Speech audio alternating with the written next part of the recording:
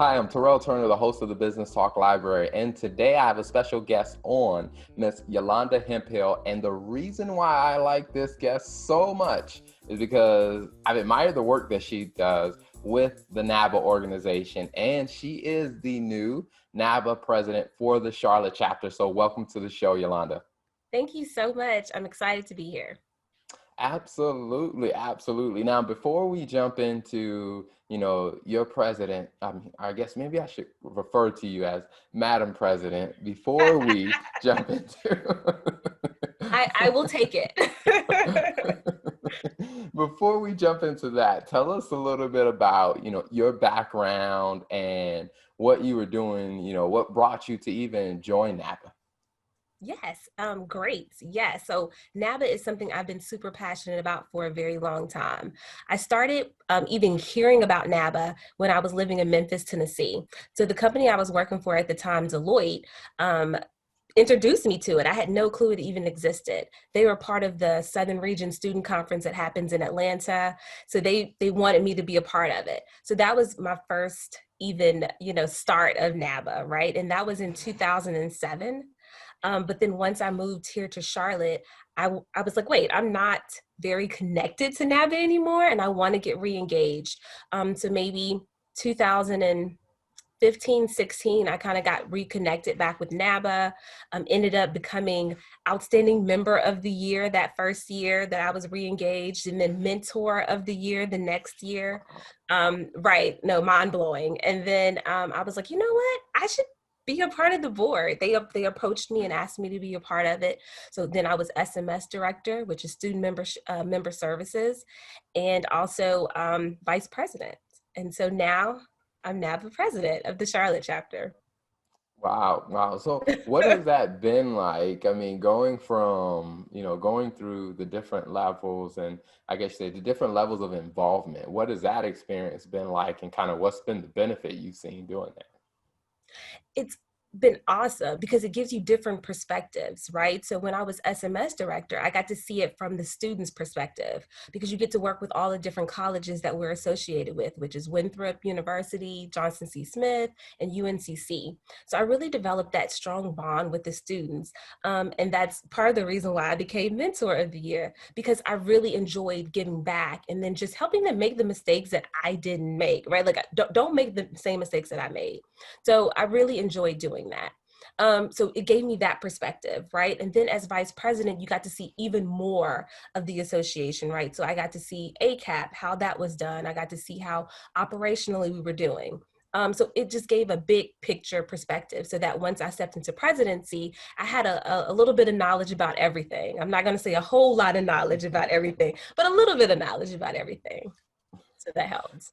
Now, we know that, this year COVID-19 has changed so much. So tell us a little bit about what you were told to expect when you became the president before the pandemic happened. Yes. So I was a little misguided. COVID had other plans for me, but basically we had such great presidents before me for the Charlotte chapter. So they basically had a pretty almost fail-proof plan, blueprint lined out of how to kind of operate the Charlotte chapter. And so I was more than 1,000% ready to just pick that up and follow that. And then COVID hit and said, psych, you gotta come up with something all new. So it's been interesting, and honestly it's been a good thing to be a president during this time because it allows me to become a better leader from changing and adapting, right? I think sometimes we get used to doing the same thing over and over that we get very comfortable. This has shown me that you cannot be comfortable, and what we did last year is not going to work. So you need to freshen it up, revamp it a little bit, and make it better.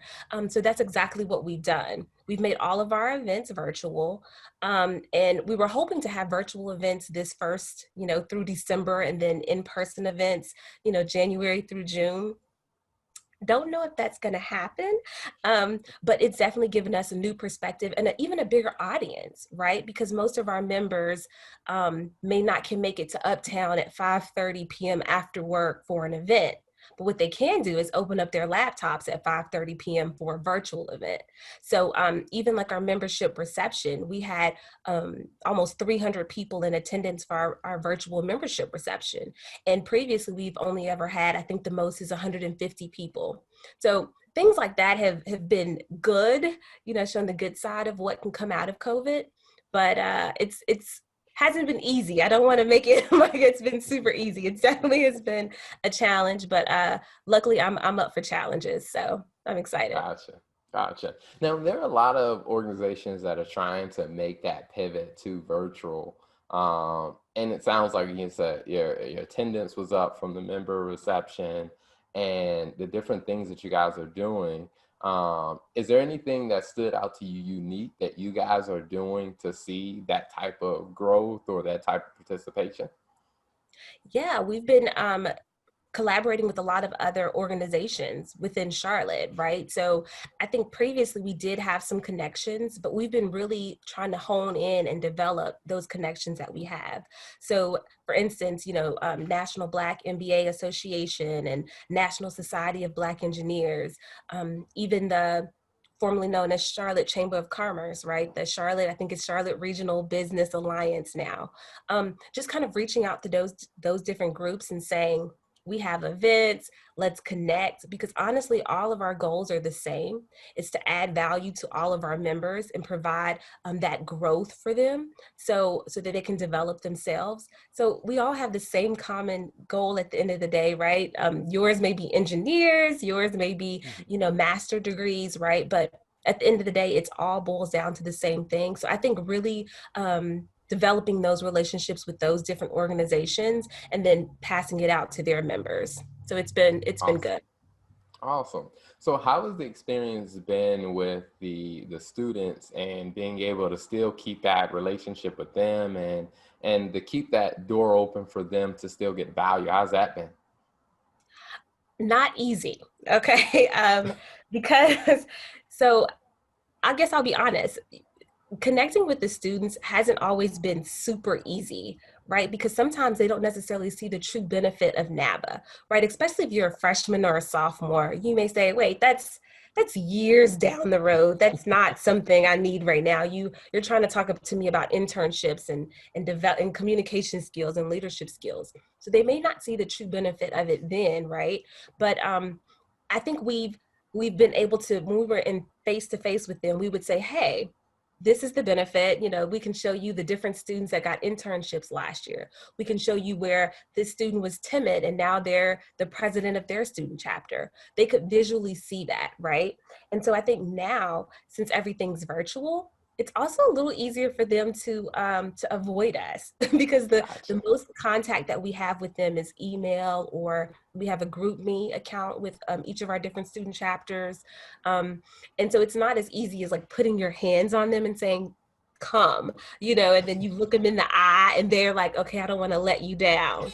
Um, so it's a little bit harder to kind of get a hold of them. And then I also would say, since they're doing virtual learning for school, the last thing that they really want to do is probably open up a computer, right, and do some more. So we've had to get super creative with how we've been reaching out to them.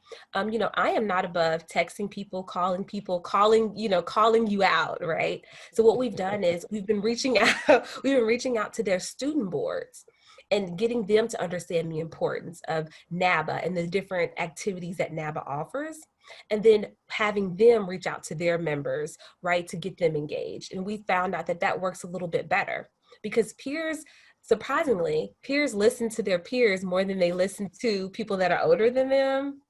I mean, I think I was the same way as a teenager, but whatever.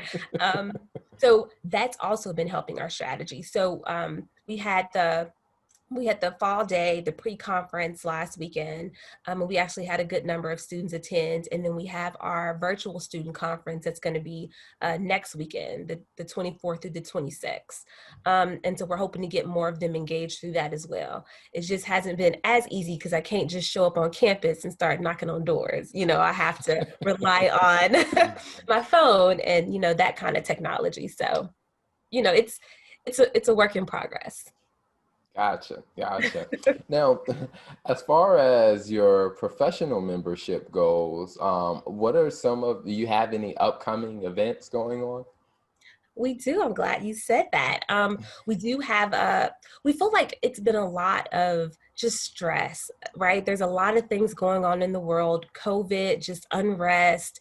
And we said, you know what? It's time for there to be some light in this darkness. So we actually have a trivia night that's coming up in October. And it's strictly just a fun night, right? Where you get to log on with your peers and just kind of let your guard down and have a great time. You know, you don't have to be anybody else. You don't have to go to work and put on a happy face. You can just come in and then just be. And before the trivia night starts, we're actually gonna have a bartender come in and teach us a couple cocktails for the evening. So, you know, if you're over the age of 21, then we will encourage you to participate in that. And then even if you don't drink, right, the trivia night will be great because we do have some prizes that we'll be giving out. But it's just a good way to connect with your fellow professional members. So looking forward to that fun event. But then, of course, you know, we always have our CPE events that we also have coming up. So if you have a CPA, or even if you don't have a CPA, some of those soft skills that we're honing in on, which are very important and most employers are looking for. So we do have some good things coming your way. Okay, awesome. Now, where can people find the website or follow you online to see those updates of the events and the things you guys got going on? Yes, so our website is nabacharlotte.org. And then if you would like to follow us on, social media, we're on Facebook, Instagram, and LinkedIn as NABA Charlotte. Awesome. So now, one question that I like to ask before we wrap up is when you think about, your transition of just navigating being president in this, constantly changing and uncertain environment, is there any advice that you have that you would share with other people who are leading an organization through this uncertain time as well? I would say don't be afraid to try something and fail. Right. So just this is the time to throw everything out there and see what sticks. Because you know, no one's been through these times before. So no one's going to say, hey, you should have known better that that wouldn't work. How would I know? What can I compare it to?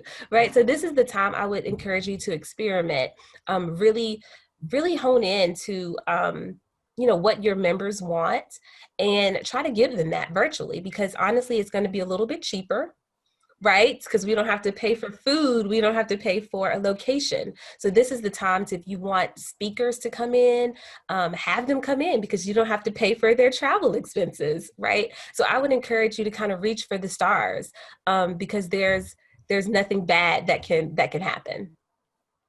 Awesome. Well, Yolanda, thank you so much for being on the show. Thank you so much for sharing the context of your background as well as what's going on with NABA. We'll share the links so people can follow the website and they can connect and follow online to see what's going on. And definitely all the best in your presidency. Thank you so much. I really do appreciate it. Thanks for tuning in to the Business Talk Library. If you like what you heard and you want to hear more, be sure to click the subscribe button and follow us on all social media platforms as the Business Talk Library.